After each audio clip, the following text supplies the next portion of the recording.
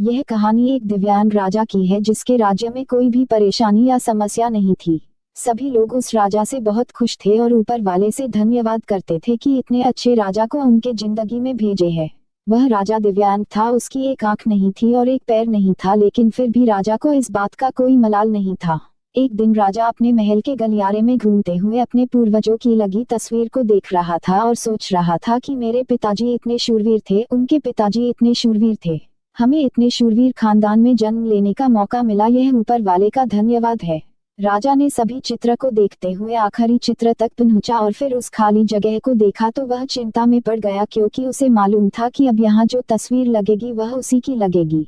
लेकिन राजा को इस बात की चिंता नहीं थी कि वह मर जाएगा, चिंता इस बात की थी कि वह जो पेंटिंग लगेगी वो कैसी लगेगी।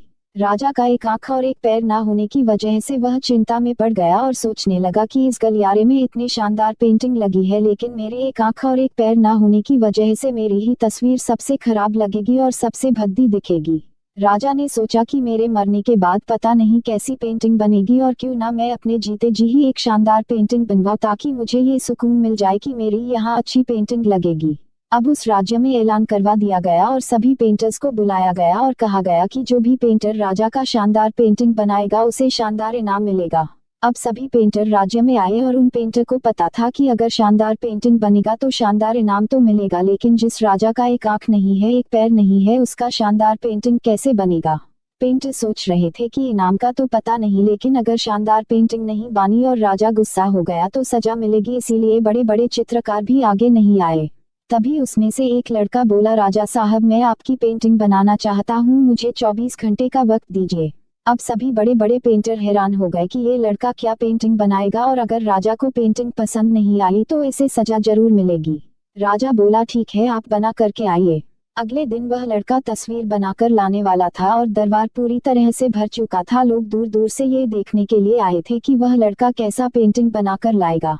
अब लड़का जब उस राजा की पेंटिंग बनाकर लाया तो लोग आश्चर्यचकित रह गए। सब लोग जोर जोर से तालियां बजाने लगे, सीटी बजाने लगे, और जब राजा ने उस पेंटिंग को देखा तो वह खुश हो गया और बोला कि वाह, इससे अच्छी पेंटिंग तो इस पूरे गलियारे में नहीं है। राजा ने उस लड़के को बहुत सारा इनाम दिया। अब आप सोच रहे होंगे कि उस राजा की क्या पेंटिंग बनी होगी जिसकी एक आंख नहीं है और एक पैर नहीं है, कैसा पेंटिंग बना होगा। उस तस्वीर में लड़के ने उस राजा को एक घोड़े पर सवार किया था। एक साइड से उस राजा का एक पैर दिख रहा था और राजा तीरंदाजी करते हुए निशाना लगा रहा था, और निशाना लगाते वक्त एक आंख बंद हो जाती है, और उस लड़के ने उस राजा की वही आंख बंद की थी जो राजा के पास नहीं थी। इस तरह से उस लड़के ने राजा को निशाना लगते हुए घोड़े के ऊपर सवार दिखाया, जिससे एक आंख बंद और एक ही पैर दिखाया, और इतना शानदार पेंटिंग बनाया था कि वह अब तक की सबसे सर्वश्रेष्ठ पेंटिंग थी। उस लड़के के सामने भी चुनौती थी, संकट था, लेकिन उसने सकारात्मक का साथ नहीं छोड़ा। जिंदगी में आप जिस भी मुकाम पर हो, जिस भी संकट में फंस जाए, जिस भी स्थिति में हो, अगर आपने सकारात्मक का साथ कभी नहीं छोड़ा तो यकीन मानिए आप उस संकट से बाहर निकल आएंगे। जिंदगी में उम्मीद का साथ मत छोड़िए, क्योंकि जिसने उम्मीद का साथ छोड़ दिया तो फिर जिंदगी उसका साथ छोड़ देती है।